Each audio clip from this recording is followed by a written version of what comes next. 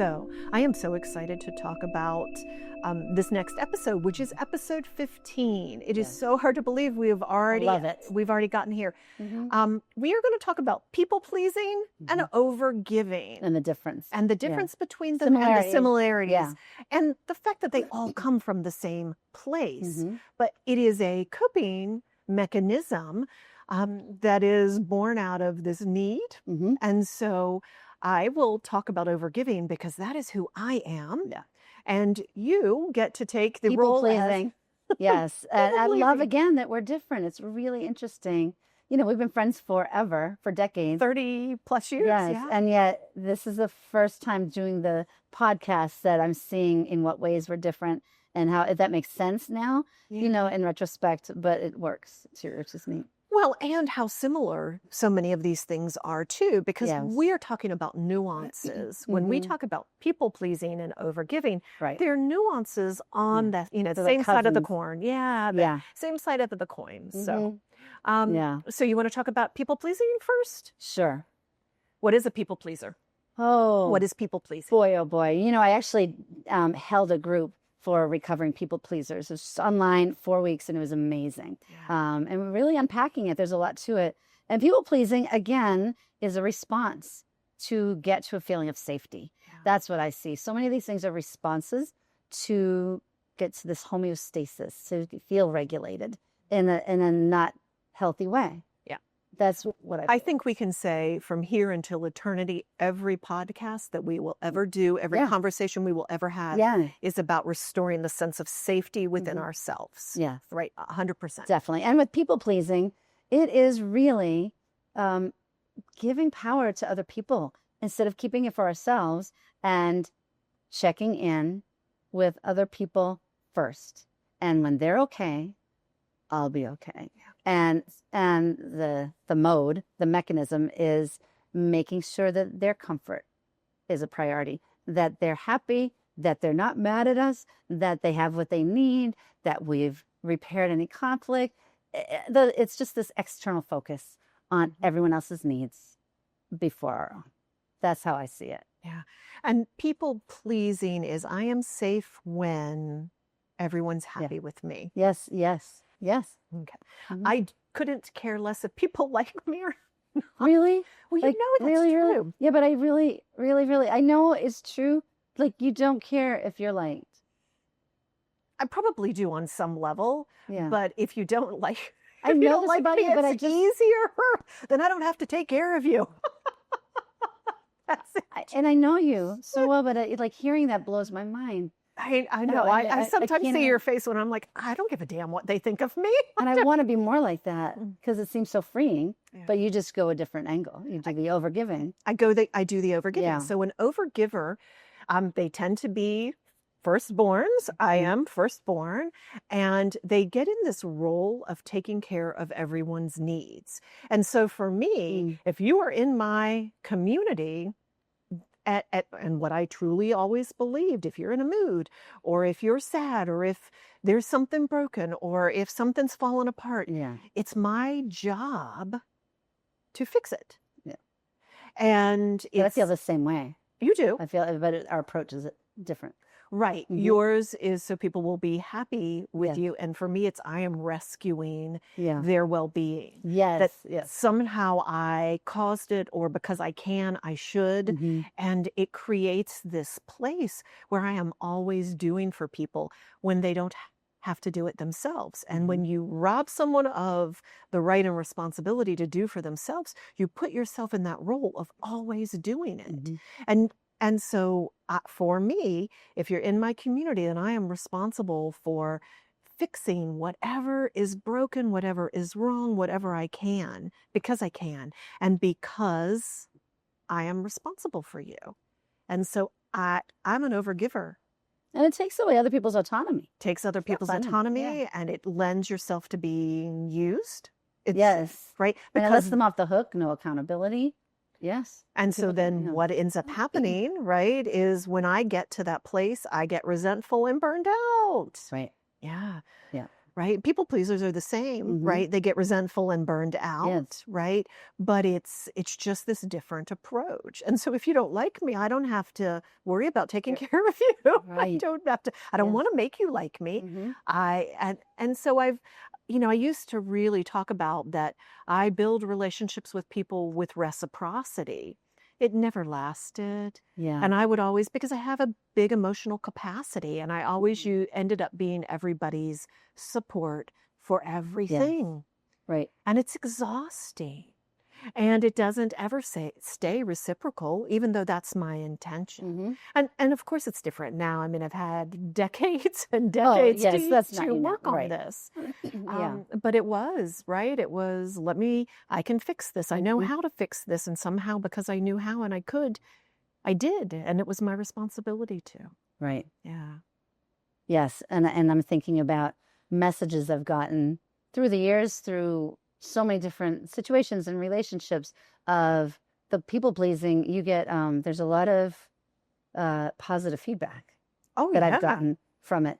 And like the shock if I stopped it, as I've gotten a little bit better through the years, like trying to, and people who normally see you as a people pleaser, causes a little bit of a ruffle, in their feathers when I'm going to make a decision for me, not based on what you need me to make the decision, in the way that you like thinking about myself first. And all of a sudden, I seem a little selfish to people when really, because you've been putting them first for so long. You're changing the dynamic. Yes, and it can be scary. But if I don't do that, now that I've gotten a little taste, I get resentful more quickly. It becomes a little bit more intolerable now. And so, but I fall into it so quickly still. Well, I have I to think catch myself. it makes sense, right? Because what you're giving them, right? I'm giving them the nurturing experience. I'm taking care of them so they feel mothered or parented or, loved or appreciated. You are reflecting back to them all the wonderfulness of who they are. Yes. Which is okay. There's no bad in this, right? There's no good or bad. It's not that. If it's constant and it's not usually mutual, like you were saying, it's not. I wasn't receiving it back, but it was okay because I didn't need it. I didn't feel worthy of it necessarily. And if they're good, I'm good. They're good with me. It's good. And constantly being this mirror, all the time. But then my needs get lost. Well, and you were getting that reflection back. Oh, they're happy, so everything is good. Yeah. Same for me. Yeah. Oh, they're taken care of. Everything is good. Yeah.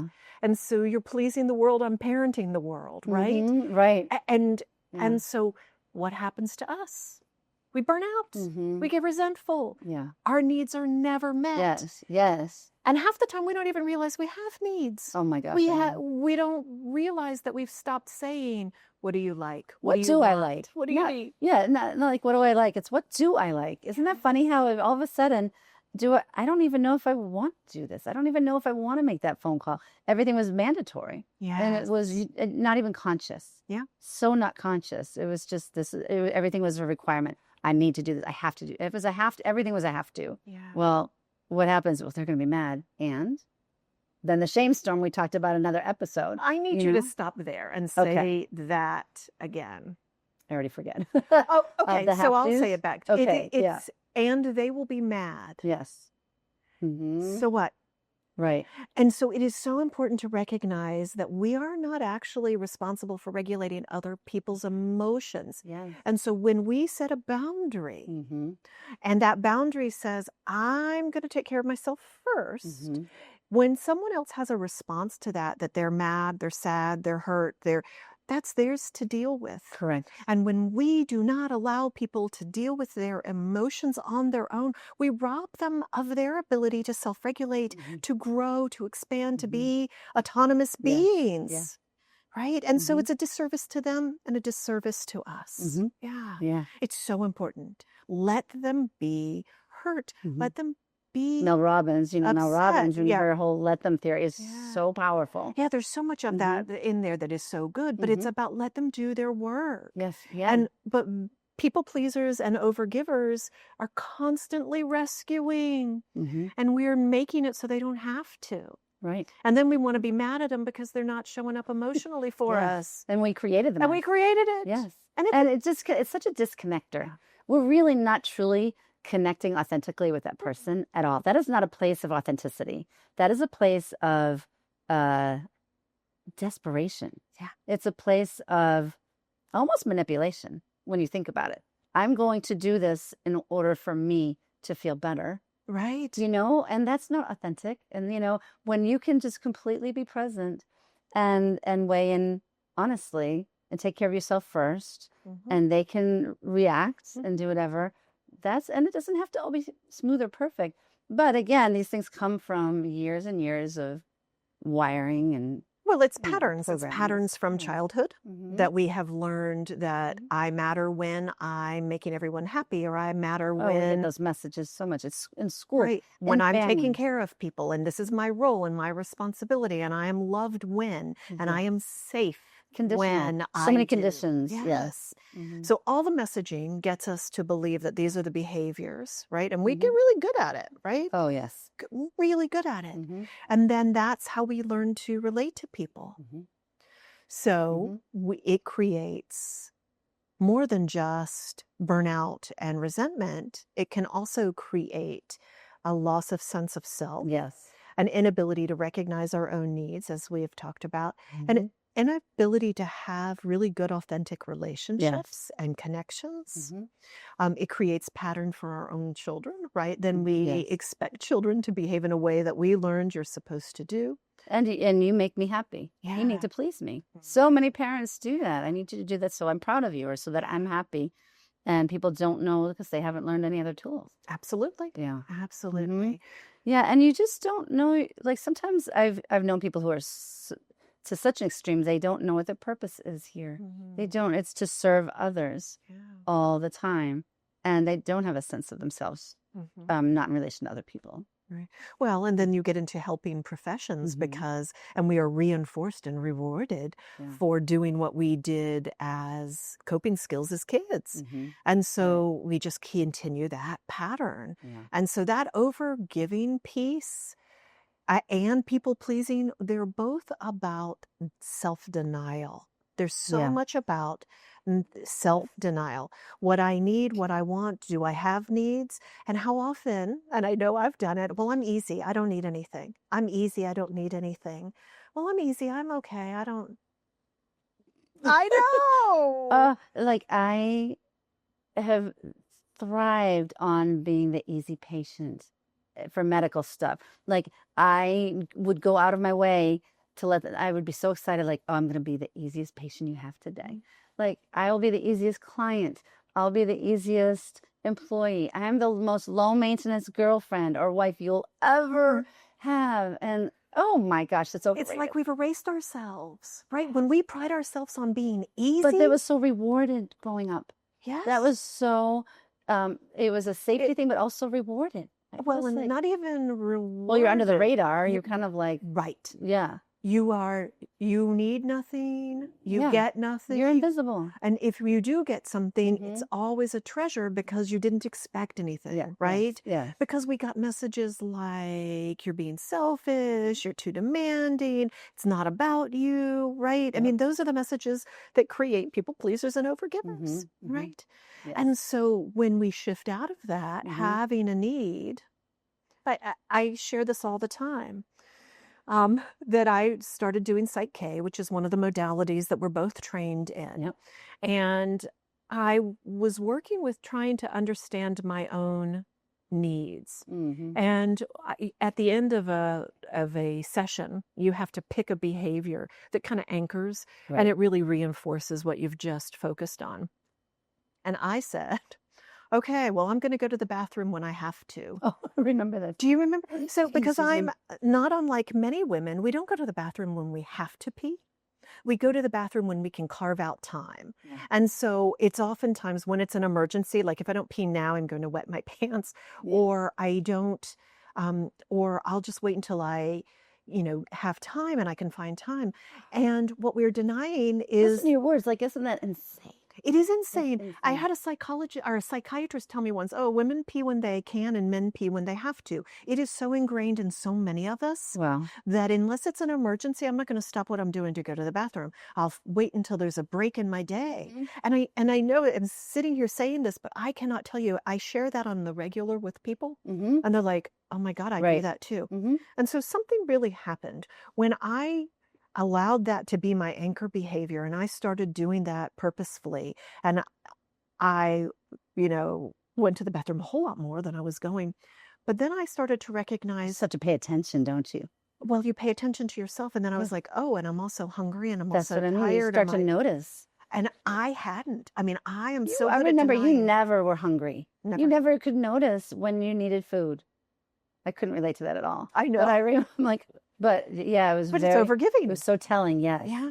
And so Yeah. it's really been one of those like, okay, you know what? This feels like hunger. This feels like fatigue. This feels like, because I would not pay attention until I was broken, like until I was falling apart, Right. And falling then you would falling get asleep, sick. starved. And it was so interesting Yes. because we're not talking about these subtle emotional things. These are basic human functions. I learned to And override them. yes, So many of us learn to I override them know. because we're not able to get our needs met in the moment, and having needs Mhm. were inconvenient. Mm-hmm. And I learned to override them. Mm-hmm. And it's so much better now. And now because I'll have times when I'm like, I haven't gone to the bathroom, and I'm so conscious that I say, okay, it's okay for you to take care of yourself. Go to the Wow. bathroom. Like you Stop need and to slow even down. tell yourself them. Like, you know what would make me so happy is if you in the middle of this episode say, I'll be right back. It's not going to happen. I went before the episode started. I know, right? Right. Yeah. But yeah. I mean, even for me to say, oh, I'd like to have lunch instead of waiting and eating once a day. I know. Yeah. It would I've make you seen crazy that I would just yeah. not recognize I was hungry. Yeah. But it's such an honor to honestly witness your growth through the years and to see how far you've come. It's really, it's just beautiful to watch the journey. And I just love doing these episodes with you so much. And I get emotional because we've just watched each other. We've been each other's witnesses through the Yes. different chapters of life. And that could be an extra separate episode almost. And as you're talking about this, that you just, it was the last thing you focused on was anything about you or your need. And watching it come to life was so beautiful. Yeah. And it's very rewarding. Thank you. And yeah. you know it's mutual admiration society here, that Wow. it's been wonderful to see you coming through Mhm. the things that you've experienced. That's as the well. joy of getting older with friends. I You know? know. Anyway, I Same digress. group of friends. Yes. Yeah. Yeah. So, Mhm. right. When we think about what to do, Do you want to mention anything about the guy on your lap? I am. He's going to be an exercise. Oh, okay. He is sorry. an exercise. Save He's him so for cute. later. I don't know if you can even see him or not. Okay. But he's That's all right. just, isn't he gorgeous? I love him. All right. He is. We'll get yeah. to him. Yeah, notice we'll get to him. Okay. I think we've covered what it is, like Yes. the people pleasing versus, and we've Yep. talked about the consequences to Mhm. ourselves. Mhm. And just I just will say it again. It's physical consequences, emotional consequences, relational consequences, and Yeah. honestly, it feels like soul consequences. Yeah. When you deny your Yes. needs for so long, Mhm. you get disconnected to your purpose and power in life, Yeah. right? Yes. Yes. And so let's talk about what do we do when we really want to move into recognizing ourselves in this and to let go of overgiving and people pleasing. Right?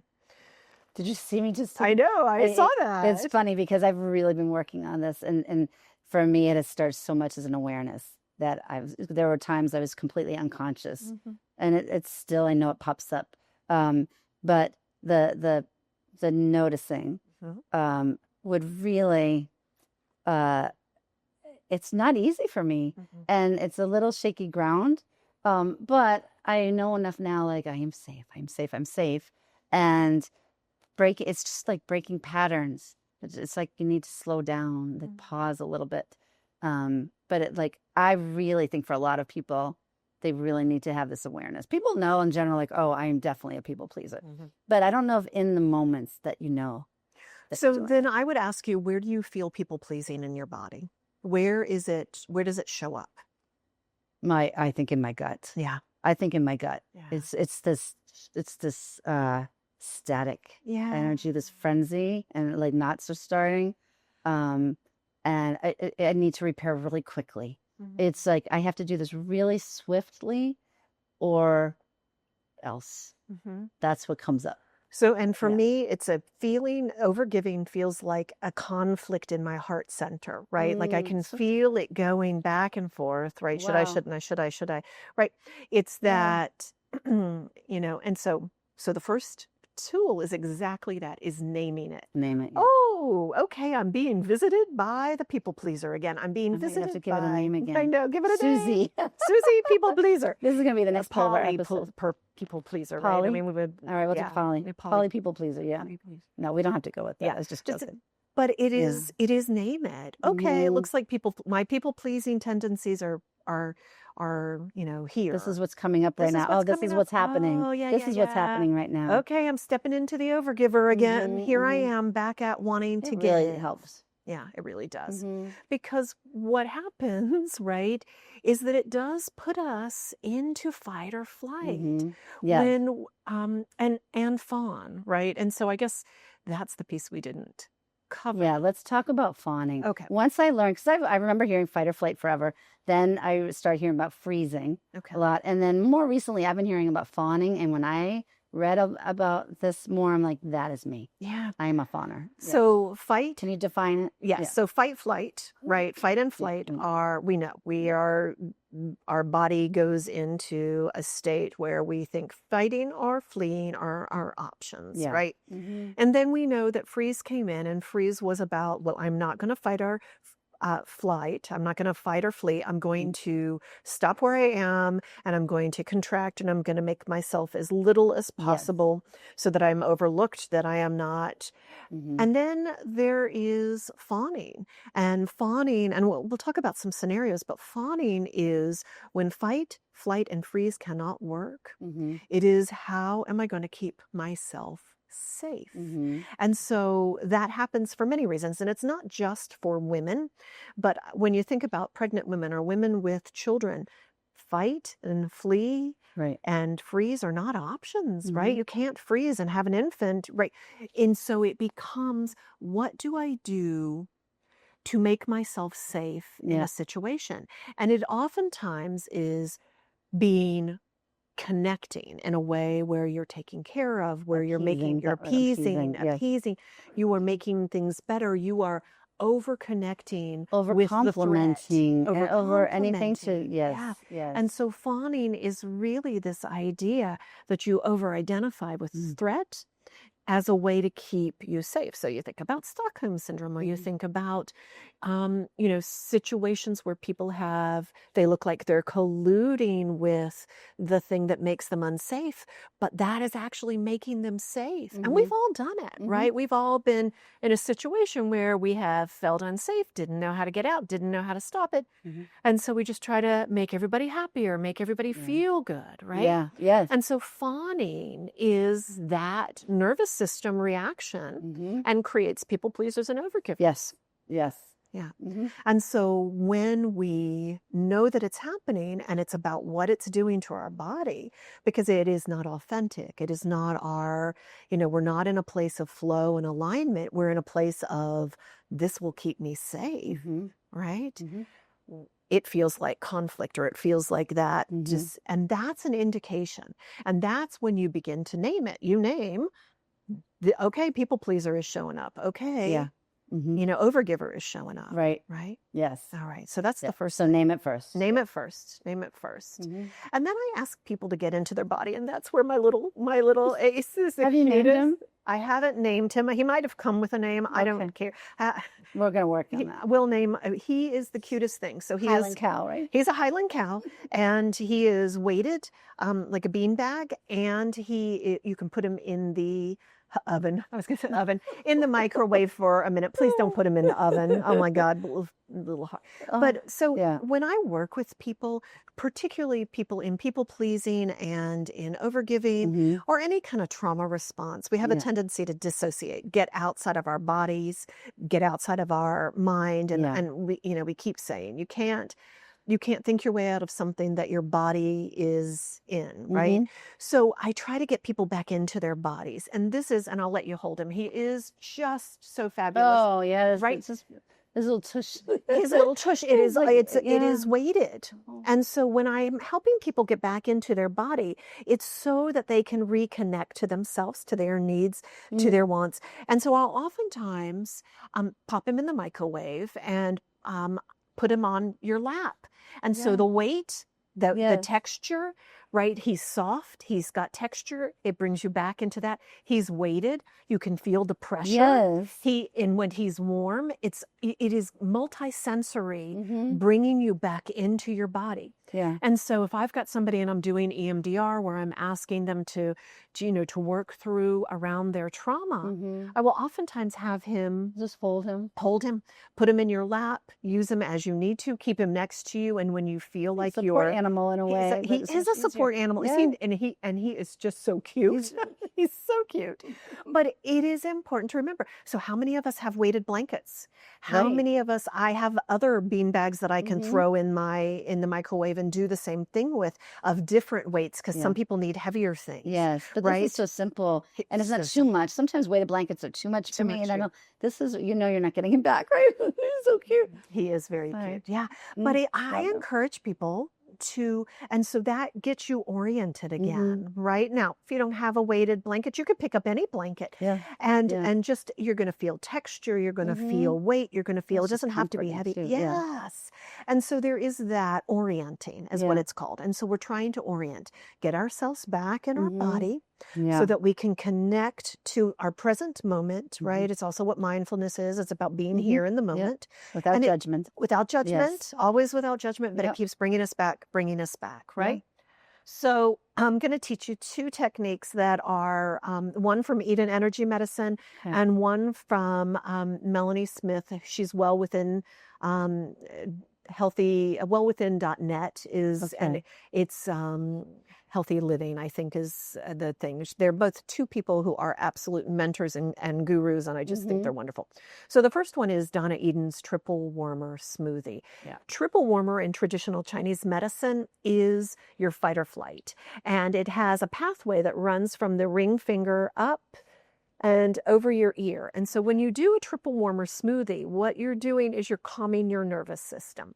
So I'm going to do that with you, and you can, so rub your hands together, right? And we're going to go the opposite way. So we're going to start with our temples, and you can rub them a little bit, and then you're going to pull down behind your ear, right? You're going to come to your heart center. Take a breath and then come back up to your shoulders, and you're going to swipe down and off that ring finger, right? So cross your arms, put them on the shoulders. So let's do it again. We're going to hands on your temples. Hands on your temple. Around, down, or you pull your hands around. Around your ears, down your vagus nerve, which is your neck, right? You're going to come to heart center, right? Both hands are on your heart center. Both hands on heart center. Take a breath here. Take a pause. And then you're going to take your arms crossed to your shoulder and come down. And you come down your arms. Come all the way down your arms and come off your hands together. And shake your hands. Okay. How does that feel? Nice. It does feel nice, right? This, And even if you don't want to do the whole thing, you can just do this. You can just go behind, from temples by, and think about your hands on your temples, fingers on your, and then roll backwards down your ears and just keep doing that. So and both hands around both ears and down your neck. And down your neck. How often do we do that anyway? Right? When we're thinking we're doing this. And so this is just, it just soothes everything, right? And come down and off. I like the shaking of the hands. There's something about it just releases energy that way. Yes, so when stuff gets stuck, it releases energy. So it's such a great one. All right. So I mean, this is obviously for regulating. We always want to just keep working on these anyway.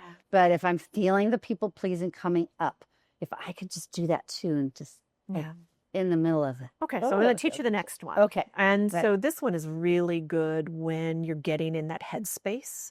So you're going to take your index fingers, and right behind your ear, there's a little hole. Can you feel it? It's a little divot. And so you put your index finger in that divot, and then you put your other fingers along your face, and you can cradle your face on your cheekbones. They can come here. They can go in front of your ears. Whatever feels the most comfortable for you, because there are meridian points all in here. So. And then gathering your hands at your chin. And then take a big breath. And we're going to make a big noise. Sigh it out. I honestly thought you were going to ask me to moo. Okay, moo. No, I don't want to, but because of that cow on my lap, I thought you were saying big. We're going to make a big sound. I'm like, let's try it. You wanna Let's give a moo. Yeah, that doesn't feel good. Oh, it does. It's like the you like moo that? breath. It's like a moo breath because you Okay. can get a good vibration going Yeah, in it your feels chest. silly. All right, take one more. I'm going to do normal sound. So Melanie The Smith fingers calls, in the divots feel really good. Is that by the vagus nerve? you can do that anytime. That- I right. teach people because this is the entryway to the vagus nerve in Right behind your earlobe. right behind your ear. Yeah. And so it's called the peacemaker. I teach people to do this, test anxiety, right? It just plug into that vagus nerve and take your test, right? This is a great one. Yeah. But when you cradle your face with both hands, Yeah. you are connecting meridian points on your chin and on your face. It is such a glorious, and you can put hands on a desk or and do this. It feels really nice. And when Contained. I feel contained. And when you vibrate with your breath, you're stimulating vagus nerve, you're stimulating heart center. Yeah. But you can use this at night when you wake up with racing thoughts. I have woken up, done this, plugged in and rolled over. Wow. It's such a good one. So that's that, and it's a great one. So those two help regulate the nervous system, right? And it's just such like a good them a lot. way. Yeah. Yeah. Right. This is my favorite. I know. It is the orienting. It is getting connected. Yeah, it's very soothing. The weight. I love him. I know. Yes. I had a dog in my office this morning who came and he wanted to just love on him. I was like, sorry. Oh, he is everybody's favorite. Yes. He's everybody's favorite. Yes. All right. And then the last part of this that I really do, and I know you've heard me say this many times, even out loud, you will hear me say, not mine, not mine, not mine. Yes. But really what not mine means is this mine? And that is what I ask myself. Yes. Is this mine? Is this mine? Is this for me to do? And when if you can't answer that, you got to regulate first. If you don't know, you have to regulate. Go back to the beginning. Yep. Yes. Go back to the beginning. It's like a float But if chart. you can answer it and it's not yours, Yes. it's not yours. Yeah. And it's okay not to do it. Yes. It is okay not to take responsibility for other people's emotions. It's okay not to take responsibility for other people's 100%. behaviors, for their wellness. It doesn't make you a bad person. It doesn't make you an uncaring person. Right. So often. And the more you practice, the easier Yes. it gets. Definitely, I have found that to be true. Yes. All right. So did I leave anything out? No, I think I love this. Okay. I think so many of us can appreciate this and relate to it. And it's a work in progress. We're all works in progress. Yeah. And we start from where we are, and without judgment. Like, ooh, this is challenging for me. Okay, that's all right. But if we and if you have no complaints, great. But if you're feeling depleted, you're feeling that I'm tired, I'm resentful, I don't want this anymore, it's a nice place to start. Yeah. And to give yourself grace and permission to do that, regardless of how it's received, that you deserve. Yeah, that is so important. Mistakes are opportunities to learn. Yes. Oftentimes when we are changing something about ourselves, we will not realize until we've been, in it for 30 minutes. Oh man, I wasn't going to do this anymore. Oh, I was going to change this. Yes. Oh, that's okay. It's all okay. I think I've said to you before, I took a Qigong class and I learned good, better, best. Have I said this to you? Yes. Good, better, best. Yeah. Right. We are not looking for perfection. We are looking for good, better, best. And if I realize 2 days into being an overgiver, oh man, I'm doing it again. You know what? Isn't that great that you just realized? Exactly. Instead of 2 years from now? Correct. And so I want us always to think about progress in the way of good, better, best. And sometimes all I'm going to get is, oh, I missed that one. Right. And sometimes I'm going to get even better. That was better. Yeah, Right. that was better. And sometimes we're going to go, oh my gosh, I did it. I did it. All of that counts. Yeah. All of that counts in our journey to healing. I know. Love it. So, well done. I love that. I feel like cheering now. Yeah, good, better, best is beautiful. one of my favorites. I love that. Yeah. All right. So I think we are at time? it's time. It's time. It's time, please. I am so very excited. proud to report that I made this joke up. I didn't look it up. I promise you. and it's going to have that level of Okay, now I have a little extra pressure to personal laugh. pressure. I know. No, right? not Okay. at all. Okay. But I just like, it's either wonderful credit or like, oh my Lord, that's why she made it up. Okay. What are the sweetest types of trees? Sweetest type of trees? Mhm. I have no idea. Pastries. Oh, pastries. Okay. Oh, I was like, Lord. I don't know if I've chewed. I mean, cinnamon bark is pretty good. Yes, you're so literal. I am so literal. And maybe I didn't look this up because it's so bad that no one would ever put it on the internet. Oh, gotcha. But okay. I saw the word pastries. I'm like, oh, episode joke. Yes, sir. All right. I love it. Best I got. Thank you. Yeah. Thank you very much. You're welcome. All right. Thank you. Signing off from the I count. know. He needs a name. Sam. I don't know. We'll work on it. Okay, we'll work on it.